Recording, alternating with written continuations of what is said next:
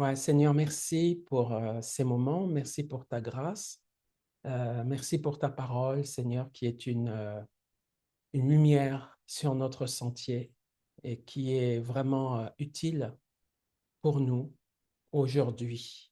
Et Seigneur, merci aussi pour cette étude qui nous révèle beaucoup de choses et qui nous édifie.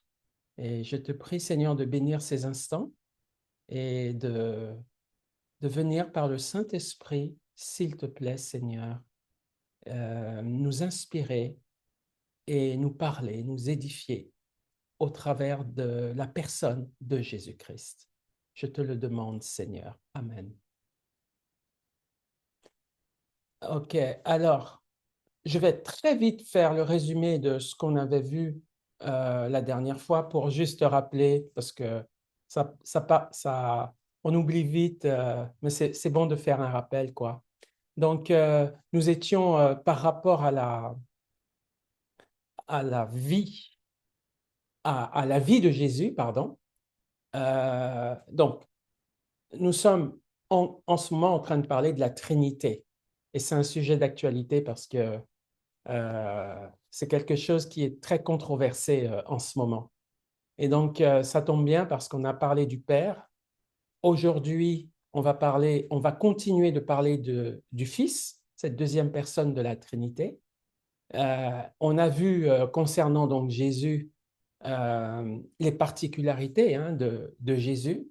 Il connaît le Père, il a la vie en lui-même, il est Dieu.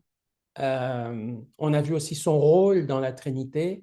Il révèle le Père, il pardonne les péchés, comme le Père aussi pardonne les péchés. Jésus pardonne aussi les péchés. On a vu ses noms. Dieu, il est appelé Dieu, par exemple.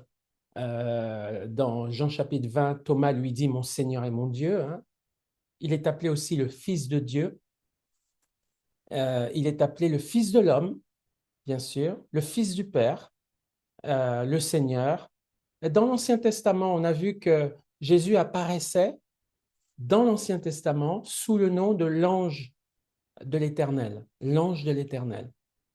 Et dans le Nouveau Testament, il est appelé aussi les prémices de ceux qui sont morts. Ça, c'est en rapport avec les fêtes de l'Ancien Testament où, lorsqu'il y avait la fête de la moisson, il y avait une gerbe qui était secouée, euh, qui symbolisait en fait Jésus. Parce qu'en fait, la loi de Moïse, tout ce qui concerne la loi de Moïse est en réalité un reflet, une image qui euh, nous parle énormément de Jésus-Christ.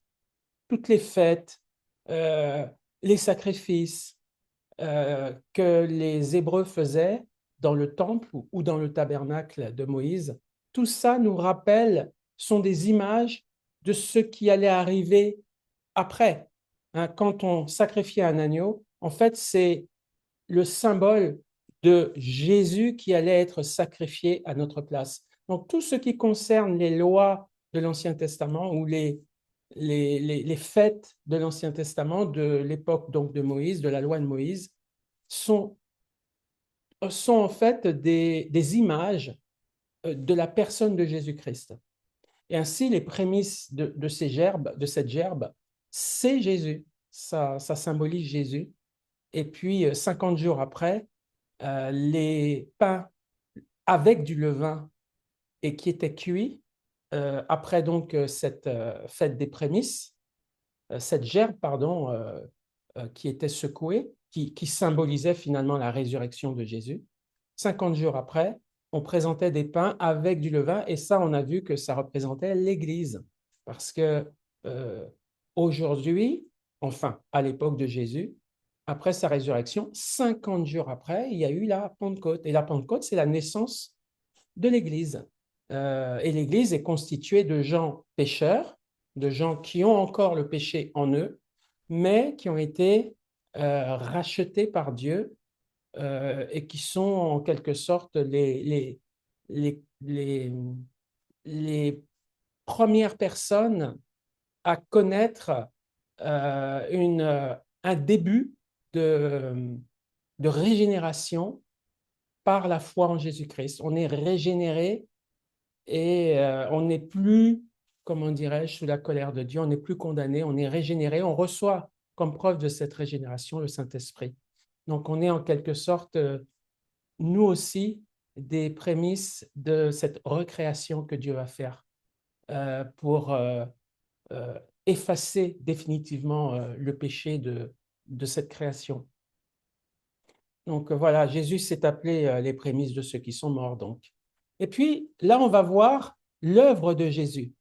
L'œuvre de Jésus, qui est considérable, évidemment, parce que on peut dire, par exemple, que Jésus a créé le monde.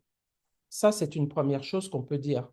Dans Hébreux chapitre 1, versets 1 à 3, il est dit, après avoir autrefois à plusieurs reprises et de plusieurs manières parlé à nos pères par les prophètes, Dieu, dans ces derniers temps, nous a parlé par le Fils, qu'il a établi héritier de toutes choses, par lequel il a aussi créé le monde. Et on va le voir, d'ailleurs, ce que je suis en train de citer, là, on va le voir ici, dans cet écran-là.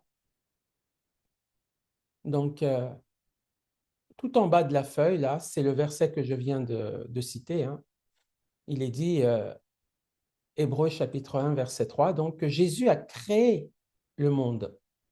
Donc ça, c'est une prérogative évidemment divine. Il n'y a que Dieu qui est créateur du monde, hein, personne d'autre. Hein. Et donc Jésus, ça, c'est une œuvre évidemment importante. Il a créé le monde. Alors, si j'arrive à baisser l'écran, parce que c'est toujours mon souci. Il, il jugera aussi le monde. Jésus va juger aussi le monde. Dans Actes chapitre 10, verset 42, hein, tout en haut, hein, il est dit que Jésus nous a ordonné de prêcher au peuple et d'attester que c'est lui, donc Jésus, qui a été établi juge des vivants et des morts. Donc là, c'est clair, hein, Jésus a été établi juge des vivants et des morts. Et puis dans Jean chapitre 5, versets 26 et 27, il est dit, car comme le Père a la vie en lui-même, ainsi il a donné au Fils d'avoir la vie en lui-même. Et il lui a donné le pouvoir de juger parce qu'il est Fils de l'homme. Donc voilà, Jésus va aussi juger le monde. Mais ce qui est formidable dans ça, c'est que aux côtés du Seigneur Jésus, nous aussi, on sera des juges et on va aussi juger le monde. Alors, je ne l'ai pas marqué ici, mais c'est dans le livre de Paul, la lettre de Paul aux Corinthiens, où Paul dit que nous jugerons le monde et nous jugerons aussi les anges. Donc, ce sont aussi les chrétiens avec Jésus qui vont juger le monde, c'est-à-dire les pécheurs, les non-croyants. C'est nous qui allons les juger et c'est nous aussi qui, avec le Seigneur, allons juger les anges, sous-entendu les anges mauvais, les anges déchus, c'est-à-dire les démons. Voilà. Et puis, ce qui nous concerne au plus haut point, c'est que Jésus nous sauve de la condamnation due au péché qui est en nous. Parce qu'il ne faut pas oublier que lorsque Adam et Ève désobéissent à Dieu, le péché entre de cette façon, le péché entre dans le monde. Et donc la nature pécheresse est transmise de génération en génération à toute l'humanité. Voilà. Donc, comme Adam et Ève ont péché, ils ont transmis ce péché à toute l'humanité, de sorte que toute l'humanité est dans le péché, est corrompue, est mortelle, est coupée de Dieu et doit se réconcilier avec Dieu. Et le but justement de Jésus, le but de Dieu, c'est de nous sortir de cette malédiction pour euh, à nouveau revenir à l'état originel dans lequel Adam et Ève se trouvaient avant la chute. Ils étaient en communion avec Dieu, ils ne mourraient pas, ils n'étaient pas malades, ils étaient parfaits, enfin, ils étaient innocents, ils avaient la gloire de Dieu qui était sur eux. Voilà, tout ça là a été perdu à cause du péché. Et le but du Seigneur, justement, c'est de nous redonner tout ça. Mais comment nous redonner cette virginité, cette pureté qu'on a perdue? Eh bien, il était nécessaire que Dieu juge ce péché, juge ce mal que l'homme a fait en la personne, sur la personne d'un innocent, de Jésus-Christ. Donc, le salut de l'humanité est basé d'une certaine manière, est basé sur trois choses obligatoires et nécessaires. Donc, dans un premier temps, il faut comprendre que c'est Dieu qui est à l'initiative de notre salut. C'est donc Dieu qui va aller nous chercher dans notre péché, dans notre perdition, et c'est lui qui va nous ramener à la vie, à la réconciliation avec lui. Mais c'est aussi lui qui va tout faire, en fait. Nous, ce qu'on aura à faire, ce sera juste de croire.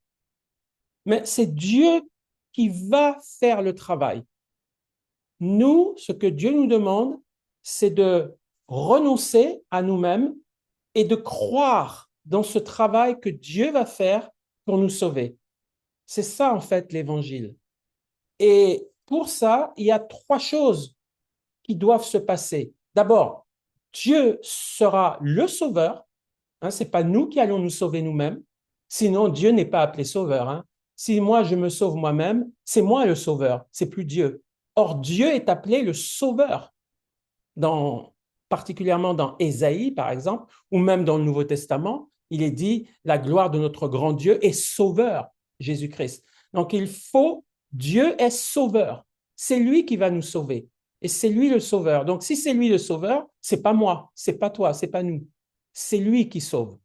Donc, ça veut dire, je ne peux pas me sauver moi-même. Donc, je ne peux pas faire quelque chose qui fait que, ça y est, je suis sauvé, je suis réconcilié avec Dieu à cause de ce que j'ai fait. Ça, c'est pas possible. Sinon, ce que Dieu a fait ne sert à rien. Donc, c'est Dieu qui est sauveur. Et donc, c'est Jésus qui, Dieu, va s'incarner et va être le sauveur. Mais pour être le sauveur, il y a des conditions pour que ça fonctionne. Pour que Dieu nous réconcilie et soit sauveur, il faut trois choses. La première, c'est qu'il faut que Dieu se substitue à nous, c'est-à-dire meurt à notre place, ou plus exactement, soit puni à notre place. Il faut que le mal que l'humanité a fait, il faut que ce mal soit jugé, puni. Si Dieu veut nous sauver, c'est pas sur nous qu'il va faire tomber le jugement et la punition. Donc, il va faire tomber le jugement et la punition sur quelqu'un d'autre, pas sur nous. Parce que son intérêt, c'est de nous sauver, c'est pas de nous condamner, c'est de nous sauver. Mais en même temps, Dieu est juste. Dieu ne peut pas laisser le mal impuni. Il faut que le mal soit puni. Donc, Dieu a imaginé simplement que ce soit lui qui va être puni à notre place. C'est lui qui va prendre le jugement à ma place, à ta place. Donc, c'est ça qu'on appelle la substitution. C'est-à-dire qu'il faut qu'un innocent paye la punition à notre place. Donc, autrefois, dans l'Ancien Testament, un animal sacrifié devant Dieu, c'était ça qu'on faisait. Et c'est grâce à ça que Dieu était soulagé, satisfait, parce que au lieu que le pécheur soit mis à mort, eh bien, on mettait à mort un animal innocent à la place. Voilà. Euh, on voit ça donc dans Lévitique chapitre 4, versets 13 à 20. Euh, dans la loi de Moïse, je t'ai dit tout à l'heure que cette loi de Moïse, de l'Ancien Testament, eh bien, il symbolise ce que Dieu allait faire plus tard. Dans la loi de Moïse, on sacrifiait des animaux, mais dans le Nouveau Testament, on a sacrifié Jésus. Et c'est le sang de Jésus, et on va parler après de la deuxième condition, c'est Jésus qui va nous sauver. Lévitique 4, si c'est toute la communauté d'Israël qui a fait une erreur sans que l'Assemblée s'en aperçoive, alors il y a des autres versions qui disent qu'il a commis un péché, hein, sans que l'Assemblée s'en aperçoive, en commettant ce qu'interdit l'un des commandements du Seigneur, se mettant ainsi en tort, lorsqu'on s'apercevra du péché qu'elle a commis, l'Assemblée présentera un taureau en sacrifice pour le péché. On l'amènera devant la tente de la rencontre. Les anciens de la communauté poseront les mains sur la tête du taureau devant le Seigneur et on immolera le taureau devant le Seigneur. Donc tu vois bien que il fallait poser sa main sur l'animal. C'est-à-dire, c'est comme si je transférais ma culpabilité sur le taureau, sur l'animal. Voilà. Et c'est l'animal qu'on tuait à ma place. Donc, c'est un transfert de châtiment, en fait. Celui qui ne mérite pas le châtiment, il est châtié. Et celui qui le mérite échappe au jugement. Voilà. Ensuite, donc on va aller très vite dans Lévitique. On ne va pas tout lire dans Lévitique, hein, mais par exemple dans Marc chapitre, tu vois, ça va très vite, hein. Dès lors que dès lors que je change de page, ça me fait ça. Euh,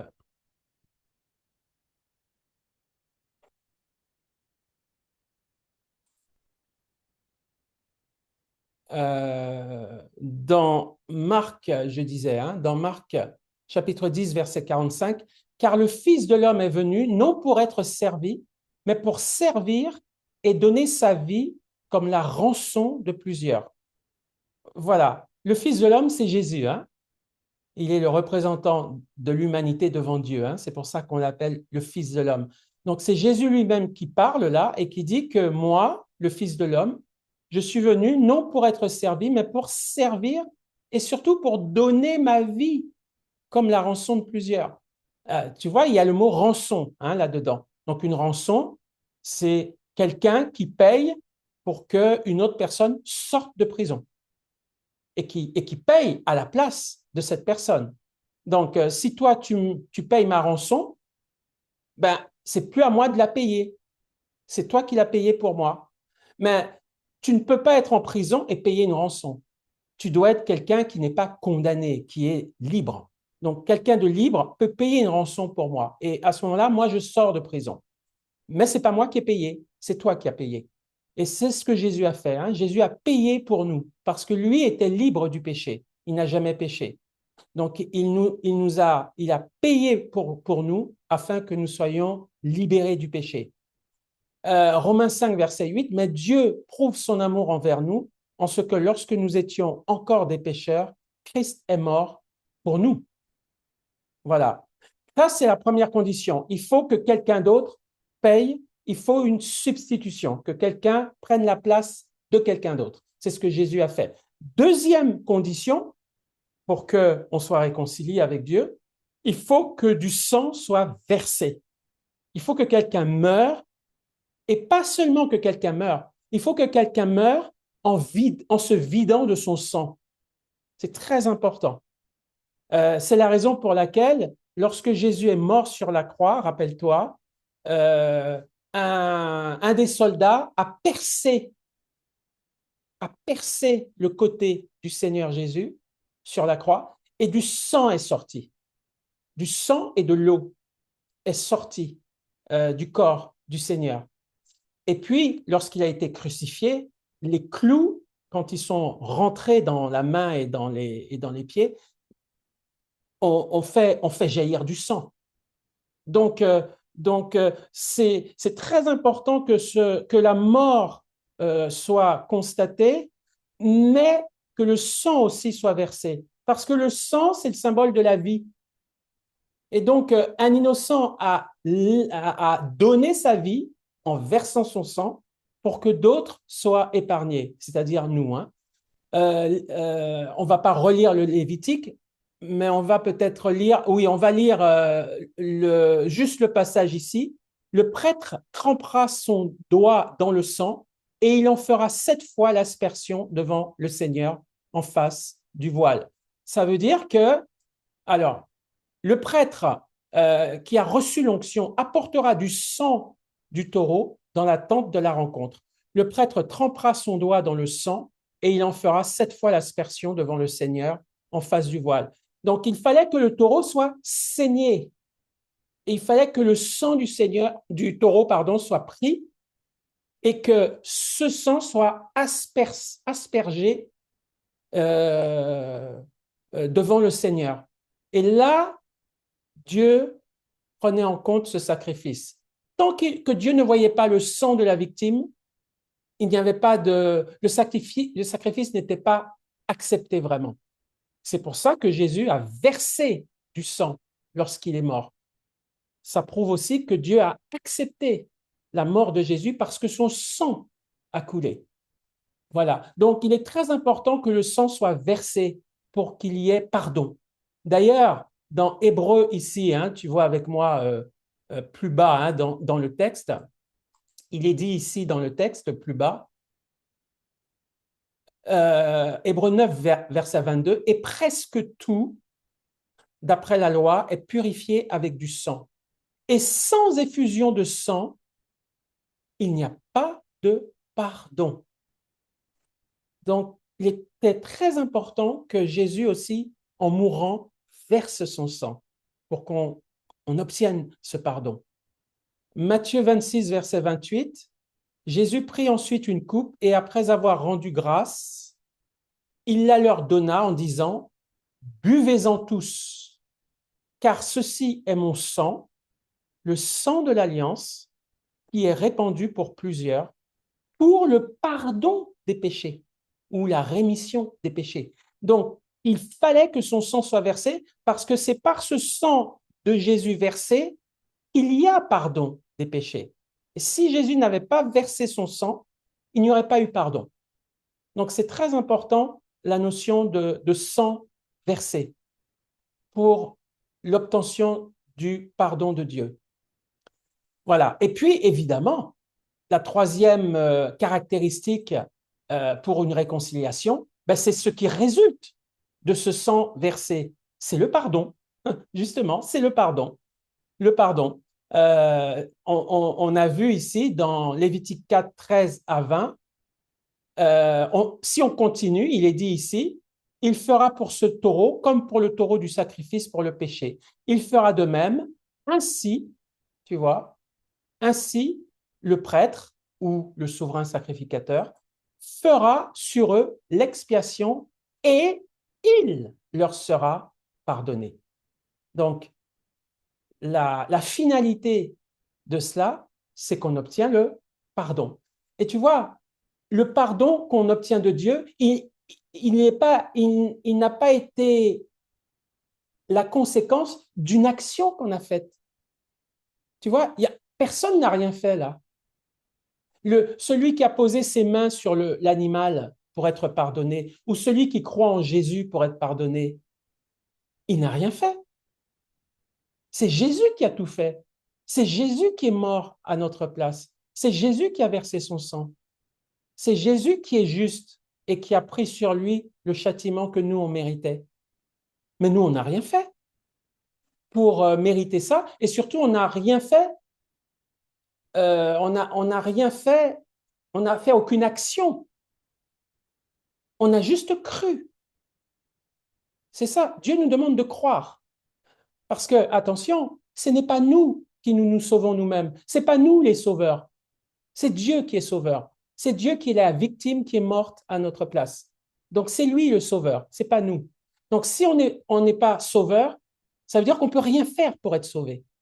Et il n'y a rien à faire. Il y a juste à croire. Croire qu'il est mort à notre place. Donc, ça, c'est l'œuvre du Seigneur Jésus.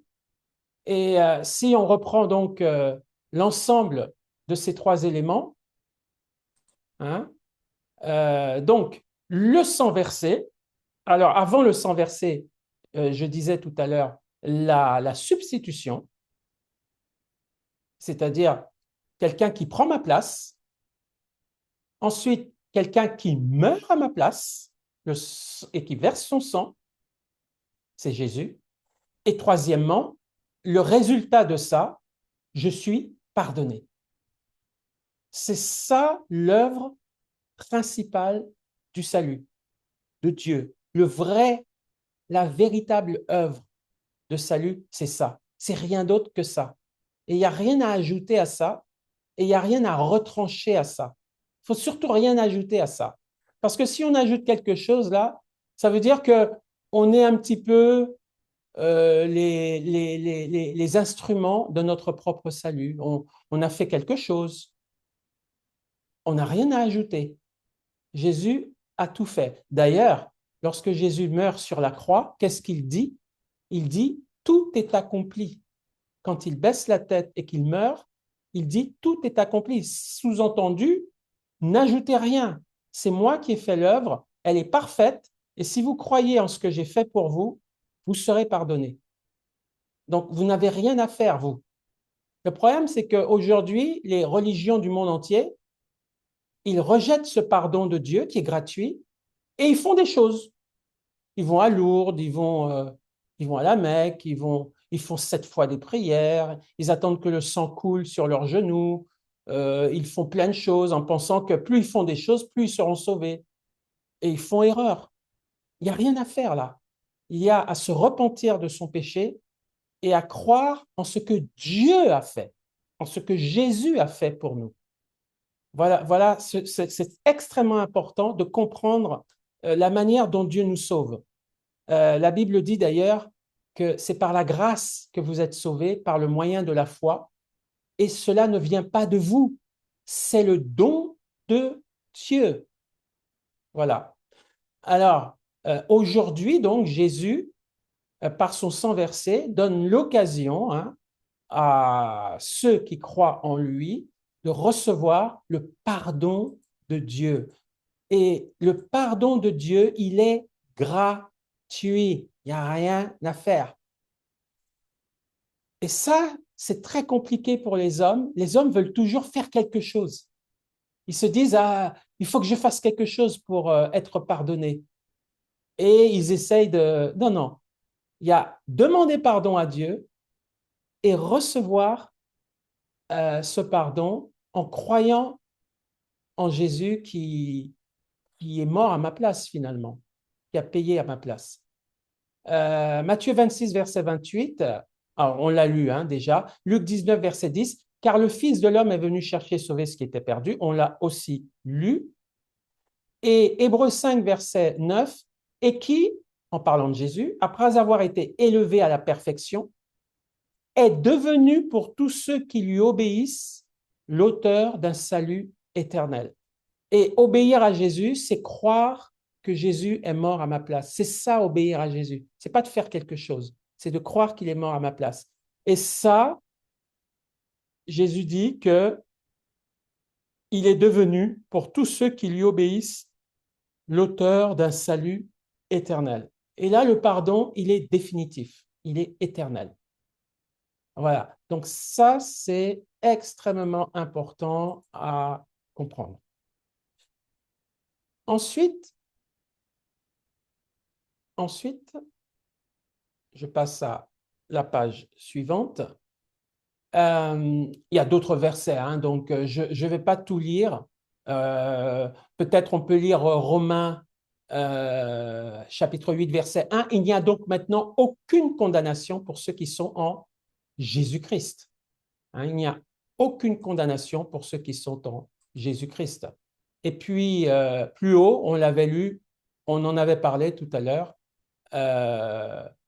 quand Jésus eut pris le vinaigre, il dit, donc ça c'est l'évangile de Jean, chapitre 19, verset 30, tout est accompli. Et baissant la tête, il rendit l'esprit. Et puis Tite, on est dans le Nouveau Testament, la lettre de Paul à Tite, au chapitre 3, verset 5, il nous a sauvés, en parlant de Dieu, il nous a sauvés non à cause des œuvres de justice que nous aurions faites, mais selon sa miséricorde, par le baptême de la régénération et le renouvellement du Saint-Esprit. Alors, la phrase qui est très importante là, c'est celle-là. On n'est pas sauvé par ce qu'on a fait, non à cause des œuvres de justice que nous aurions faites. Et ça, c'est très difficile pour les hommes, parce que l'orgueil humain veut toujours ajouter quelque chose à ce que Dieu fait. Parce que quand Dieu fait quelque chose, c'est parfait, il n'y a rien à ajouter. Mais nous, dans notre orgueil, on veut toujours ajouter quelque chose pour dire, ah ben tu vois, moi aussi j'ai fait ça. Un peu pour se glorifier. Mais il n'y a rien à ajouter. Non à cause des œuvres de justice que nous aurions faites, mais selon sa miséricorde. La miséricorde de Dieu, rappelons-nous, c'est Dieu ne nous châtie pas comme on le mérite, mais par le baptême de la régénération et le renouvellement du Saint-Esprit. Donc, c'est une nouvelle naissance et un renouvellement que seul Dieu peut faire. Moi, je ne peux pas me régénérer. Je peux faire toutes les bonnes œuvres que je veux, je ne pourrai jamais me régénérer. La régénération, il n'y a que Dieu qui peut faire ça. Il n'y a que Dieu qui peut renouveler et nous transmettre le Saint-Esprit. On ne peut rien faire pour l'avoir. Voilà. Ensuite, une autre œuvre de Jésus, donc on a vu que Jésus sauve, bien sûr. Jésus bâtit son Église. Alors, rappelle-toi, hein, Matthieu 16, verset 18, moi, je te dis que tu es Pierre, et sur cette pierre, je construirai ou je bâtirai mon Église. Et les portes du séjour des morts ne prévaudront pas contre elle.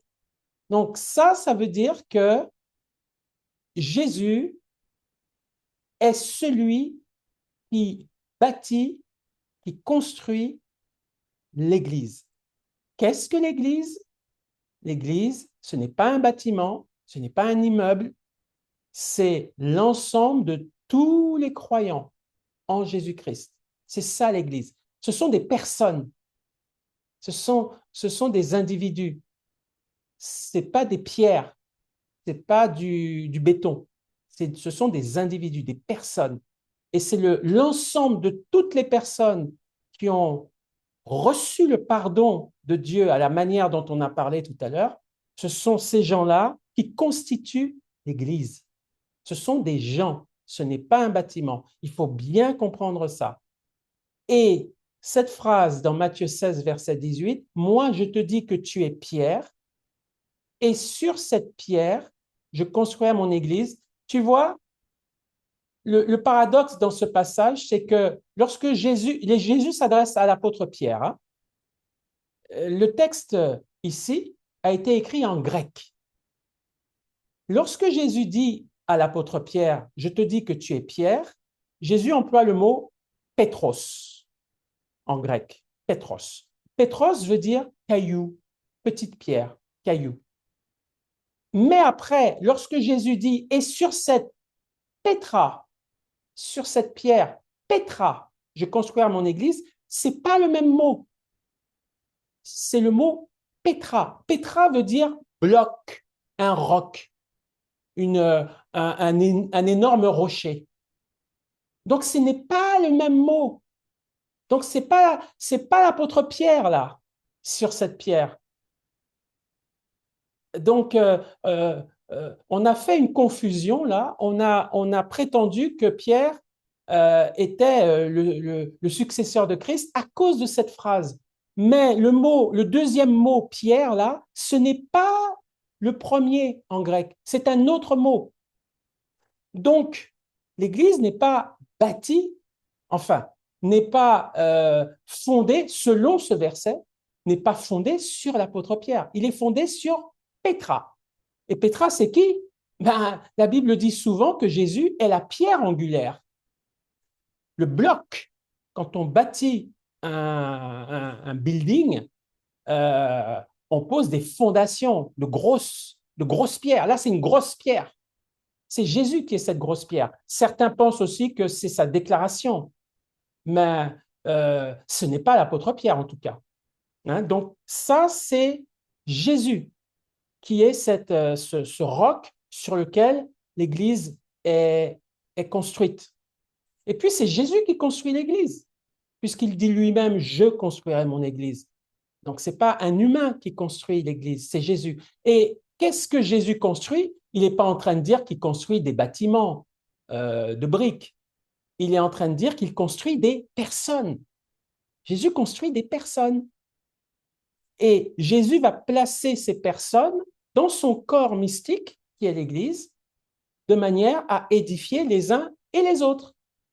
Donc, certains vont recevoir tel don, certains vont recevoir telle capacité, certains vont recevoir tel don spirituel, voilà, différemment. Et Dieu va placer ces personnes dans son corps mystique comme il le veut. Tu vois, on est comme un corps mystique. L'Église, c'est un corps mystique, fait de chair et d'os, enfin, fait de personnes. Et ces personnes, Dieu les place à différents endroits de la planète, de la ville, hein, de la région. Dieu place ces personnes qui sont chrétiennes, qui connaissent Jésus, et Dieu les place à des endroits. C'est comme ça que Dieu bâtit son Église. Il place des personnes à des endroits précis pour édifier, consoler, encourager d'autres personnes. C'est ça qu'il veut dire quand il dit « je construirai mon Église ». C'est-à-dire, je vais placer des gens un peu partout dans le monde, dans les villes, dans les villages, qui me connaissent afin de construire d'autres chrétiens, d'autres personnes. C'est ça que ça veut dire. Et les portes du séjour des morts ne prévaudront pas contre elles. Ça veut dire que Satan ne pourra jamais détruire ces personnes, ne pourra jamais les entraîner dans le séjour des morts. C'est pour ça que c'est un salut éternel. Lorsque tu acceptes Jésus dans ta vie, Satan ne peut plus t'envoyer en enfer. Il ne peut plus t'envoyer dans le séjour des morts. Le séjour des morts n'a plus de pouvoir sur ceux qui appartiennent à Christ. Le séjour des morts n'a plus de pouvoir, l'enfer n'a plus de pouvoir sur ceux qui appartiennent à Jésus et qui sont l'Église de Jésus. L'enfer n'a plus de pouvoir sur eux. Au contraire, c'est l'Église qui a autorité sur l'enfer et sur les démons. Jésus a dit dans Luc, l'évangile de Luc, « Je vous ai donné le pouvoir de marcher sur les serpents et les scorpions et sur toute la puissance de l'ennemi, et rien ne pourra vous nuire. » C'est donc nous, l'Église, qui avons autorité sur le séjour des morts, puisque c'est nous qui jugerons les démons et c'est nous qui jugerons les anges, qui jugeront le monde perdu. C'est nous qui les jugerons. C'est nous qui enverrons des gens dans le séjour des morts. Ce n'est pas nous qui irons dans le séjour des morts, c'est nous qui enverrons des gens dans le séjour des morts, puisque c'est nous qui serons juges avec le Seigneur Jésus. 1 Corinthiens chapitre 6. Donc, il faut bien visualiser tout ça pour ne pas tomber dans des fausses doctrines ou des faux raisonnements. Voilà. Autre chose que Jésus fait, il envoie le Saint-Esprit. Jésus envoie le Saint-Esprit. Jean chapitre 15, verset 26, « Quand sera venu le Consolateur, que je vous enverrai de la part du Père, l'Esprit de vérité qui vient du Père, il rendra témoignage de moi. » Ça veut donc dire que celui qui place sa foi dans le Christ reçoit le Saint-Esprit. Et le Saint-Esprit va rendre témoignage de Jésus-Christ au travers du chrétien. Et puis, il va aussi rendre témoignage au chrétien qu'il est un enfant de Dieu, qu'il est un enfant de Christ. Acte chapitre 1, versets 3 à 5, « Comme il se trouvait avec eux, il leur enjoignit de ne pas s'éloigner de Jérusalem, mais d'attendre ce que le Père avait promis, c'est-à-dire le Saint-Esprit. Ce dont leur dit-il, vous m'avez entendu parler. Jean, sous-entendu Jean-Baptiste, celui qui a baptisé le Seigneur, Jean a baptisé d'eau, mais vous, c'est un baptême dans l'Esprit Saint que vous recevrez d'ici peu de jours. » Voilà, ça c'est une œuvre très importante parce que c'est le Saint-Esprit qui nous permet de vivre une vie chrétienne sensible à la volonté de Dieu et une vie chrétienne dirigée par le Saint-Esprit et une vie chrétienne victorieuse, en fait. C'est parce qu'on écoute le Saint-Esprit et on est sensible au Saint-Esprit. Mais le Saint-Esprit ne peut pas fonctionner sans la connaissance de la Bible, de la parole de Dieu. Donc, le Saint-Esprit et la parole de Dieu marchent ensemble. Donc, plus tu lis la parole de Dieu, plus tu es rempli de la parole de Dieu, plus le Saint-Esprit va pouvoir aussi t'utiliser avec davantage de puissance. Parce que le Saint-Esprit n'agit jamais contre la parole de Dieu, mais avec la parole de Dieu. Donc, plus tu connais la parole de Dieu et plus tu es conduit par le Saint-Esprit, plus tu es une personne puissante entre les mains de Dieu. Ensuite, il est dit, il nous envoie faire des disciples. Jésus a dit, Jean 20, verset 21, que la paix soit avec vous, comme le Père m'a envoyé, moi aussi, je vous envoie. Et il confirme aussi dans Matthieu 28, verset 20, Jésus s'approcha et leur dit, toute autorité m'a été donnée dans le ciel et sur la terre. Allez, faites faites des gens ou de toutes les nations des disciples. Donc, ça, c'est important aussi lorsque on connaît le Seigneur Jésus. Eh bien, le Seigneur Jésus nous demande d'être ses témoins et de faire des disciples, c'est-à-dire de discipliner des gens dans la foi dans le Christ, d'aider les gens à suivre le Christ. C'est ça que Dieu nous destine à faire ça. Ça sous-entend qu'on est nous-mêmes disciples déjà. Si on doit discipliner d'autres personnes, c'est qu'on est soi-même déjà un disciple. Voilà.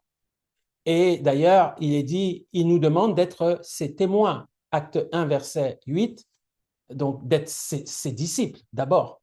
Mais vous recevrez de la puissance quand l'Esprit Saint viendra sur vous et vous serez mes témoins à Jérusalem, dans toute la Judée et en Samarie et jusqu'aux extrémités de la terre. Alors, juste une parenthèse, on n'est pas témoin de Jéhovah ici, là. C'est Jésus qui parle hein, dans Acte 1, verset 8. On est témoin de Jésus-Christ. Tu vois, c'est écrit là. Hein. Acte 1, verset 8, c'est Jésus qui donne ses instructions à ses disciples avant de monter au ciel. Et il dit à ses disciples d'être ses témoins à lui. Moi, je ne suis pas témoin de Jéhovah. Moi, je suis témoin de Jésus-Christ. Parce que Acte 1, verset 8, Jésus me demande d'être son témoin, pas témoin de Jéhovah.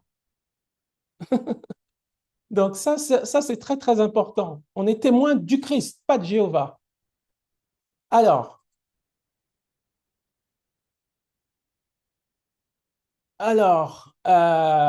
et la dernière œuvre, et je finis avec ça, c'est que Jésus revient sur terre. On ne peut pas ne pas parler de ça, parce que quelque chose serait incomplet là. Voilà, Jésus revient sur terre, c'est-à-dire il est monté au ciel, acte 1, acte chapitre 1, Jésus monte au ciel. Et d'ailleurs, on le voit ici, hein, Actes des Apôtres, chapitre 1, versets 8 et 9. Après avoir dit cela, il fut élevé pendant qu'ils le regardaient, et une nuée le déroba à leurs yeux. Et comme ils avaient les regards fixés vers le ciel pendant qu'ils s'en allaient, voici deux hommes vêtus de blanc leur apparurent et dirent, Hommes galiléens, pourquoi vous arrêtez-vous à regarder au ciel? Ce Jésus qui a été enlevé au ciel du milieu de vous viendra de la même manière que vous l'avez vu allant au ciel. Ça, ce passage est très important. Ce passage est en train de nous dire qu'un jour, Jésus va revenir sur terre.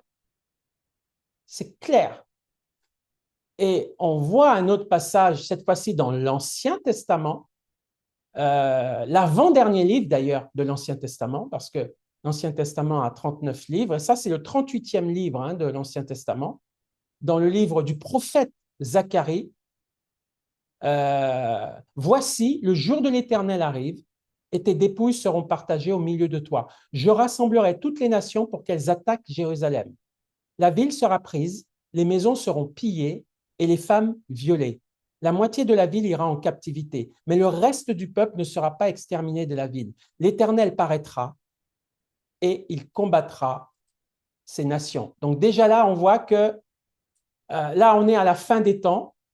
Il y a un usurpateur, un homme méchant qui va régner sur le monde, qu'on appelle l'Antichrist. Et là, on est à la fin du règne de l'Antichrist sur Terre. Cet Antichrist va être chassé, détruit par le retour de Jésus. Et là, c'est son retour. L'Éternel paraîtra et il combattra ces nations. Et quand il est dit il combattra ces nations, il combattra le chef aussi de ces nations, l'Antichrist. Comme il combat au jour de la bataille. Ses pieds se poseront en ce jour-là, en ce jour, sur la montagne des Oliviers. Donc, on est à Jérusalem. Donc, Jésus va combattre l'Antichrist à Jérusalem. Pourquoi il va le combattre à Jérusalem? Parce que l'Antichrist va entrer dans le temple qui sera reconstruit à Jérusalem et il va se proclamer Dieu. C'est-à-dire cet homme méchant va vouloir être adoré et va entrer dans le temple pour se proclamer Dieu, à Jérusalem donc. Et c'est donc Jésus qui va l'en chasser et qui va le détruire à Jérusalem.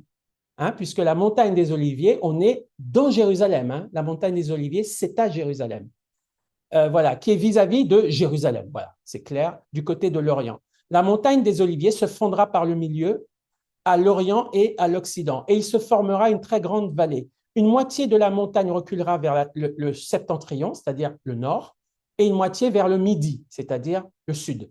Vous fuirez alors dans la vallée de mes montagnes, car la vallée des montagnes s'étendra jusqu'à Hatzel. Vous fuirez comme vous avez fui devant le tremblement de terre, au temps d'Osias, roi de Juda. Et l'Éternel, mon Dieu, viendra avec tous ses saints avec lui.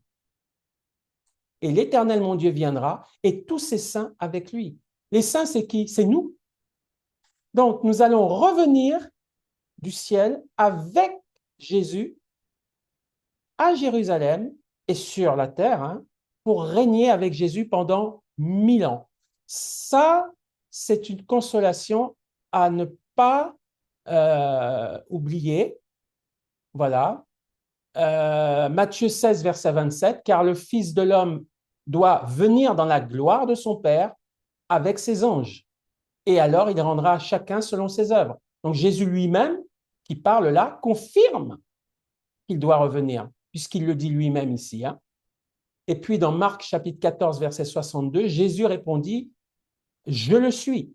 C'est-à-dire, il répondait à des gens qui disaient, « Est-ce que tu es le roi d'Israël? Est-ce que tu es le Messie ?» Et Jésus dit, « Oui, je le suis. » Et vous verrez le Fils de l'homme assis à la droite de la puissance de Dieu et venant sur les nuées du ciel. Donc, ça rappelle bien lorsque les anges... Ah mince, j'ai été trop loin. Lorsque les anges... Oh là là, j'ai été beaucoup trop loin. Lorsque les anges disent de Jésus, celui que vous avez vu là reviendra de la même manière qu'il est allé au ciel. Donc, ce Jésus, il est le même. Voilà.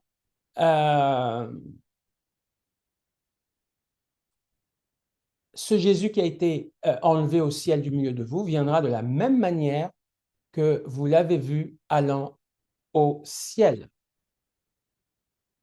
Et alors, oh là, je suis allé trop loin. Voilà. Et voilà, on va s'arrêter ici. Donc, on a vu donc que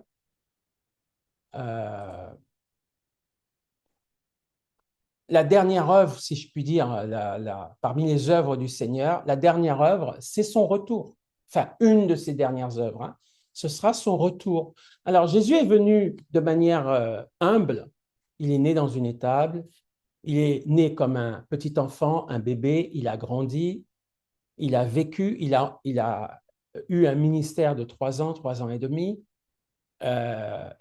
il est mort, il a souffert, il est mort, il est ressuscité, il est monté au ciel.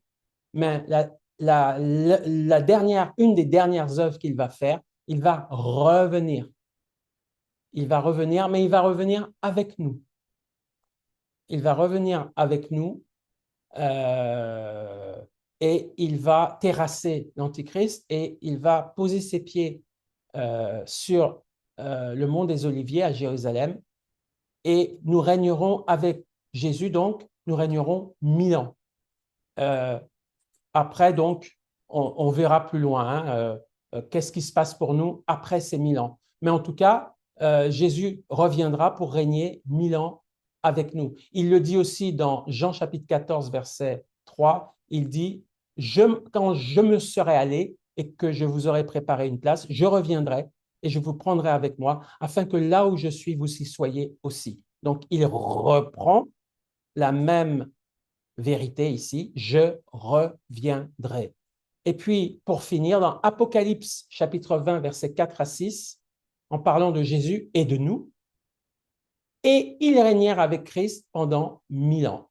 Les autres morts ne revinrent pas à la vie jusqu'à ce que les 1000 ans fussent accomplis. C'est la première résurrection.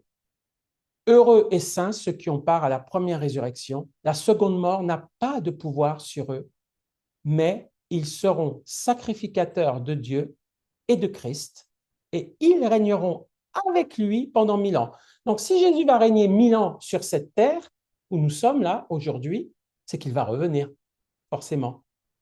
Donc, gloire à Dieu pour ce partage-là, concernant donc l'œuvre du Seigneur, Jésus, euh, c'est le point central de la Bible. C'est la raison majeure pour laquelle Dieu nous a laissé la Bible. C'est pour nous dire que Jésus est le Sauveur et c'est par lui que cette humanité déchue depuis Adam va retrouver la rédemption, va retrouver le salut, va retrouver la gloire, va retrouver la réconciliation avec Dieu. Amen. Seigneur, je te bénis, je te loue, je te rends grâce parce que tu es vraiment le centre de la Bible, parce que tu es le centre de la solution pour toute l'humanité. C'est au travers de toi, Seigneur, que nous sommes réconciliés, que nous avons la vie, que nous avons la paix, que nous sommes sauvés de nos péchés. Et Seigneur, je veux glorifier ton nom ce soir, je veux exalter le nom de Jésus. Et je prie que ceux qui entendent cette vidéo et qui ne te connaissent pas encore, Seigneur, soient touchés parce qu'ils ont entendu et que tu fasses une œuvre de foi, de repentance, d'amour et de certitude que ces paroles sont les paroles de vérité. Tu es le chemin, la vérité, la vie. Tu es le Dieu véritable et la vie éternelle. Cette vie que chacun recherche, cette vie éternelle que beaucoup espèrent, elle est en toi, Seigneur, et c'est toi qui la donnes. Et je prie, Seigneur, qu'un grand nombre de personnes puissent comprendre cela, Seigneur, et qu'un grand nombre de cœurs se tournent vers toi au travers de cette étude biblique, Seigneur. C'est ma prière, que le nom de Jésus soit glorifié. Au nom de Jésus, je te le demande, Père. Amen. Gloire à Dieu. Amen. Alléluia.